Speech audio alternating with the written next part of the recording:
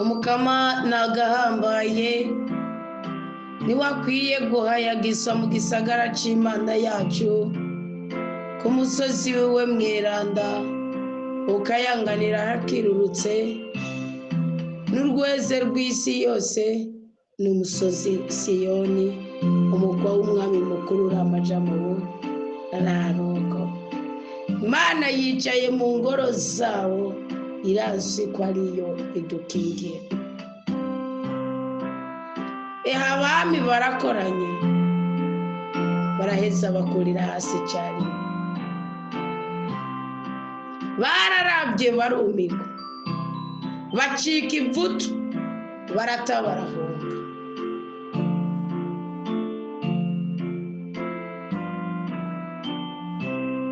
Bavuyeho bahinda agashitsi kujya kuba umugore aba bararikunda.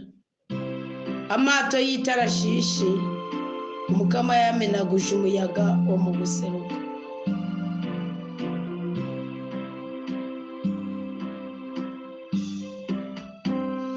Ewe mukama turi bukiriza ubuntu bwawe imbere mu ngoro yawe,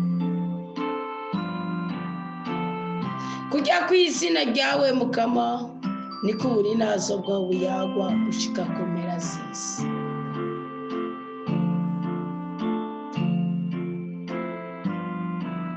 Abantu bazokumirwa n'imigisha Imana iguha nutunga umutima uciye bugufi wumvira Imana kandi uhorana n'Imana.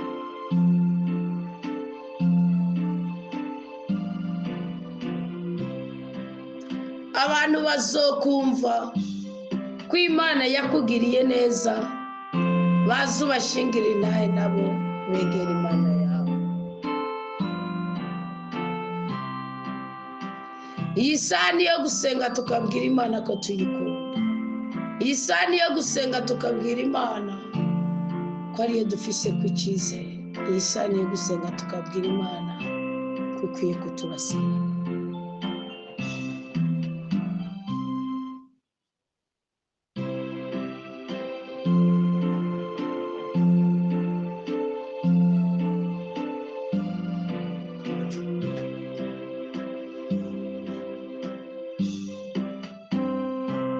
Imiyaga yose iri guhutira mu buzima bwacu, iyi saa ya saa sita ni kuyihungabanisha ukuri ku ijambo ry'Imana. Bwira ibisuzuguro bikuriko, bwira abagucinyije, bwira abazi ko atacu uzovamo, bwira abazi kuri indushi, bwira abazi kuri ngumba, bwira abazi kuri umunyamibabaro, bwira abazi kuri canke.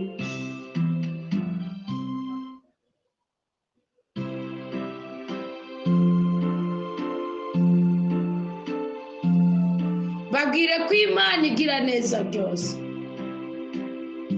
Babwire ko Imana itera iteka kandi itetura. Babwire ko Imana itabara abayitura. Babwire ko Imana itungisha abakene. Babwire ko Imana ibohora ababoshe. Babwire ko Imana itweza abanyagahinda. Babwire ko Imana ikomeza uruhanga mubona ko ataco ruzovamo. Babwire ko Imana imvura uburetwa. Bibiliya iravuze ngo abami bakoranye. Bibiliya iravuze ngo bakuriye hasi cyane. Bibiliya iravuze ngo baravye barumirwa. Bibiliya iravuze ngo bacitse ivutu baratabarahunga. Mwari mwiteze ikindi gitangaza ariko Imana itetura aho mwashize umutayo gutetereza.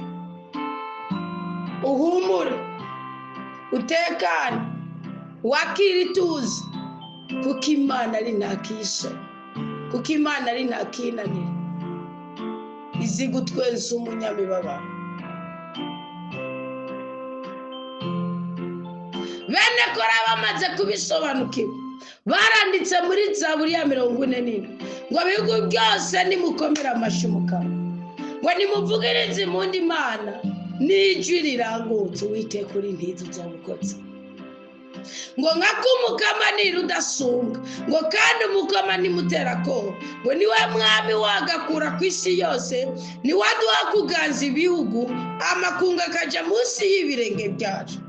umukama ni waducagura intoranwa yacu, umukama ni we ninazwa rya Yakobo umukunzi wiwe, umukama ni we ninazwa rya Anita umukunzi wiwe, umukama ni we ninazwa ryawe we mukunzi wiwe.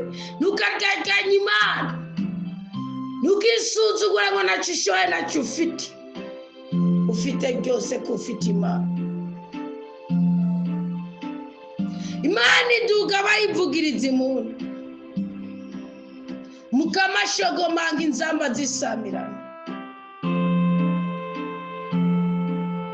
Uyu ni umwanya mwiza wo gucurarangira Imana, ntukogwe n'isoni.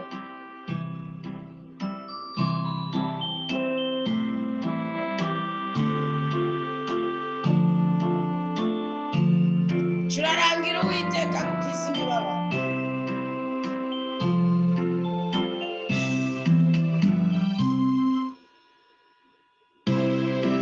Imana niyo mwami w'isi yose.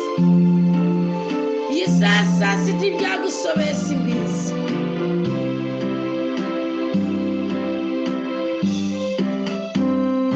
Iyi sasa siti byakunanije simbizi. Mukana wavuba utubitse sinza wukenyereye.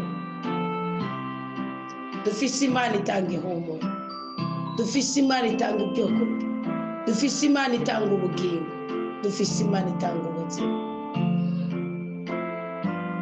Uhumura warakunzwe n'Uwiteka, uhumura uzokugwa kw'ibimaramare n'ibisuzuguro.